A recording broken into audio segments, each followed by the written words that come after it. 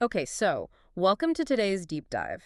We are looking at a really interesting strategy document today, um, assessing the brand profile of tech creator Mila KBH. Right, yeah. And the mission here is basically to figure out the exact blueprint for standing out in a totally saturated tech content landscape. Because, usually when you think of a tech review, it's just someone listing hardware Yeah, specs. like processor speeds or battery life. Exactly. It's super precise, but it's cold. It's literally like reading an instruction manual. But let's unpack this because Mila KBH core DNA is what the document calls intelligent tech communication. Which is a really great term for it. Right. She operates less like a standard reviewer and way more like a tech therapist, like uniquely bridging that gap between cold AI tools and warm human psychology. And what's fascinating here is why that works so well. Because combining those two vastly different fields creates this highly cohesive and, defensible niche. I mean, tech shifts constantly, Oh right? yeah, literally every day. But fundamental human psychology stays pretty much the exact same.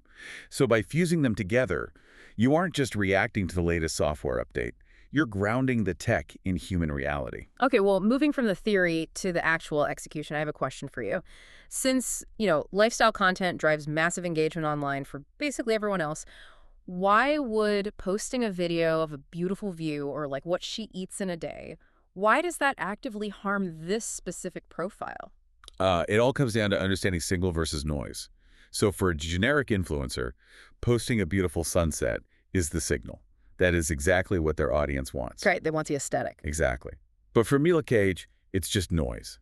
Generic lifestyle filler lacks any conceptual superstructure. It just feels random. Because it doesn't tie back to the core reason people are actually watching her. Right. It actively weakens her serious authority. Hmm. When your brand is built on analytical problem solving, sudden lifestyle filler feels like you lost the plot. Yeah, you definitely don't want your therapist stopping mid-session to show you their avocado toast. No, exactly. So what does a successful video actually look like for her then? The document specifically highlights the Angle's Amble case study, right? Yeah, the Angle's Amble video perfectly captures her execution. It's a video tackling language learning and anxiety.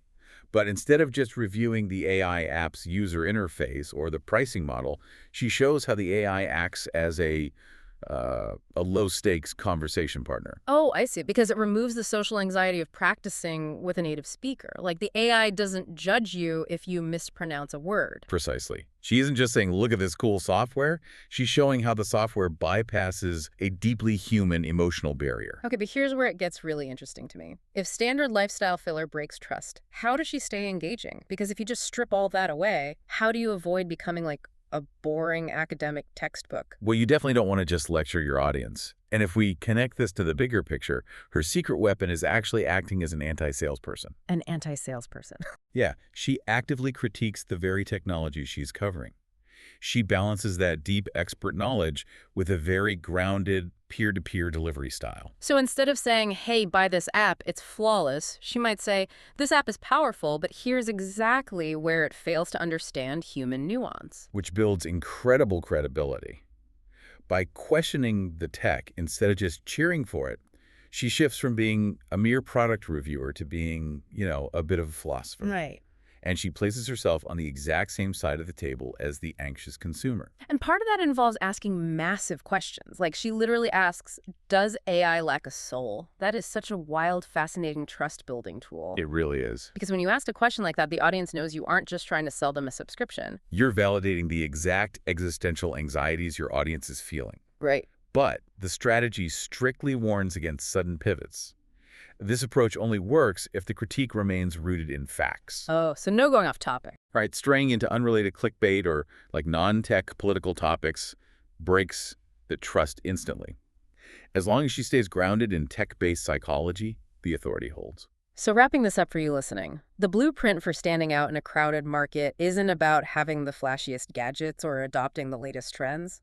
Mila KBH thrives by being so much deeper than standard tech channels, anchored entirely by maintaining a totally why-driven approach to technology. It's that tech therapist concept in full swing, which leaves us with a pretty profound question to consider. Okay, lay it on me. If a human creator builds their ultimate credibility by analyzing the psychology of AI and asking if it lacks a soul, Yeah.